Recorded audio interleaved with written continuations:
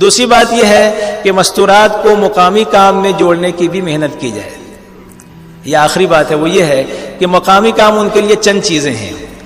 ایک تو یہ ہے کہ وہ جب یہ سارے اوقات تو لگائیں گے جیسا بتایا گیا ہے، لیکن زیادہ تر وقت مستورات کا تو اپنے گھروں میں گزرے گا. 3 مہینے میں ایک دفعہ سہ روزہ جائیں گے، سال میں ایک دفعہ عشرہ جائیں گے، 3 سال میں ایک مرتبہ چلہ جائیں گے، تو زیادہ وقت تو گھر میں گزرے گا. تو اب یہاں جب وہ رہیں تو کیا کرنا ہے انہیں؟ ایک تو ابھی آپ نے سنا کہ مستورات کا کام گھر کی تعلیم ہے، اور تعلیم کا وقت وہ ہو جس میں مستورات جو ہے فارغ ہوں، کھانے پکانے کا ٹائم، نل کا ٹائم، کپڑا دھونے کا ٹائم نہ ہو، بچے اور بچیوں کے اسکول مدرسے کا ٹائم نہ ہو، اور آپ کے اپنے دکان کی مشغولی کا، کھیت میں سروس میں جانے کا وقت نہ ہو. تو ایسا کون سا وقت ہے؟ آپس کے رائے مشورے سے گھر کی تعلیم کا وقت مقرر کریں. اور جیسا کہ بات آئی کہ 2 چیزوں کے ساتھ تعلیم، اور صاف بات مولانا نے کر دی کہ ہم لوگ اصل میں تعلیم میں شریک نہیں ہوتے، اس لیے 6 صفات کے ساتھ تعلیم نہیں ہو رہی ہے. ورنہ ہم شریک ہوں، یہ 4 ماہ والے اتنے لوگ چلے والے، کتنی تعداد آپ نے سنی کارگزاری میں، اتنے گھروں میں تو تعلیم شروع ہو جائے گی ماہ 6 صفات کی. اس لیے گھر کی تعلیم 20 منٹ سے کم تو نہیں ہونا چاہیے. کوشش کی جائے کہ آدھا گھنٹہ ہو جائے تو بہت اچھی بات ہے، لیکن بشاشت کو ملحوظ رکھنا ہے. آہستہ آہستہ جب طلب شوق پیدا ہوگا تو انشاءاللہ آ جائے گی. ایک دم سے شروع کرو گے تو گھر والے بھی گھبرا جائیں گے. تھوڑا 15 منٹ 20 منٹ چلنے دو کچھ دن، اس کے بعد دھیر سے اس کو آدھے گھنٹے پہ لاؤ، تاکہ ہر کتاب میں سے ایک دن، منتخب میں سے ایک دن، فضائل اعمال میں سے تعلیم ہو. اس کے بعد 6 صفات کا مذاکرہ. جیسے ہم عام جماعتوں میں چلتے ہیں، سہ روزہ، عشرہ، چلے وغیرہ میں، تو کیسے ایک ساتھی کو 6 صفات یاد کراتے ہیں، ایسے گھر کے لوگوں کو بھی یاد کرائیں. ایک وقت تو آئے گا کہ انشاءاللہ مذاکرہ کرتے کرتے گھر کے چھوٹے بڑے سب کو 20 منٹ تک بولنے کی استعداد پیدا ہو جائے گی. اتنی استعداد پیدا ہو جائے ہر فرد کے اندر کہ 20 منٹ 6 صفات کا مذاکرہ وہ کر لے، کلمہ، نماز، سب چیز کو ملا کر 20 منٹ. کیونکہ جب ان کا نمبر لگے گا ہفتہ واری اجتماعی تعلیم میں، تو 15-20 منٹ تو 6 نمبر کا مذاکرہ کرنے کی استعداد ہونی چاہیے اس بہن کے اندر جس کا نمبر لگے. اس لیے اتنی استعداد پیدا ہو جائے کہ 20 منٹ 6 نمبر کا مذاکرہ کرنے والی بن جائے. گھر کی ساری مستورات، بچے بچیاں، بہو بیٹیاں، سارے کے سارے.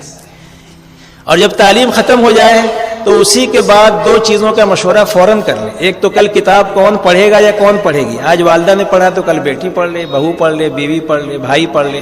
یہ سب گھر کے افراد ہیں. البتہ اگر تعلیم ہو رہی ہے بھابھی کی اور دیور اور جیٹھ تعلیم میں نہیں شریک ہوگا، اس لیے کہ اس کی آواز کا بھی پردہ ہے. جیسے عورت کا پردہ ہے، عورت کی آواز کا بھی پردہ ہے. ہاں، مرد کی آواز کا پردہ نہیں. اگر دیور تعلیم کر رہا ہے، جیٹھ تعلیم کر رہا ہے، تو بھابھی بیٹھ سکتی ہے، مگر وہ آڑ میں بیٹھے تاکہ بے پردگی نہ ہو. دین کا کام بے دینی کے طریقے سے نہیں ہوگا.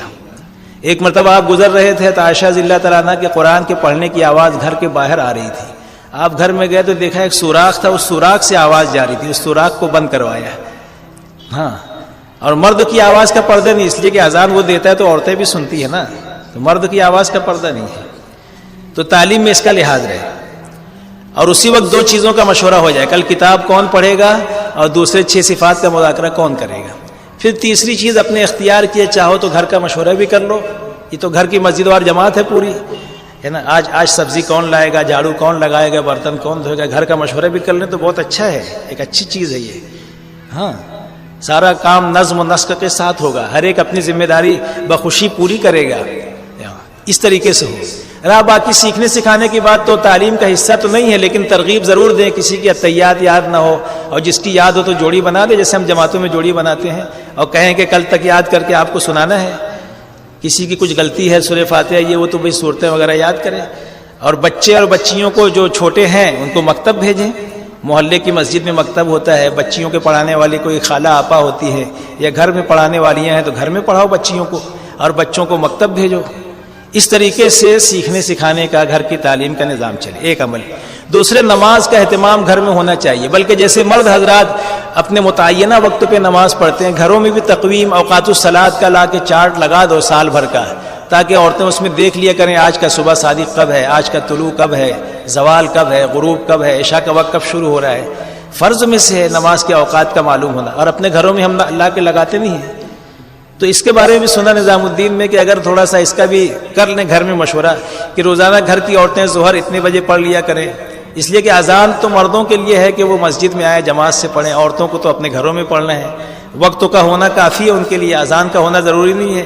عورتوں کے لیے وقت ہو گیا، زوال ختم، ظہر پڑھ سکتی ہیں. تو کچھ متعین کر دیا جائے وقت کہ ظہر مثلاً زوال 1 بجے ہے تو 1 بجے گھر میں ظہر پڑھی جائے گی.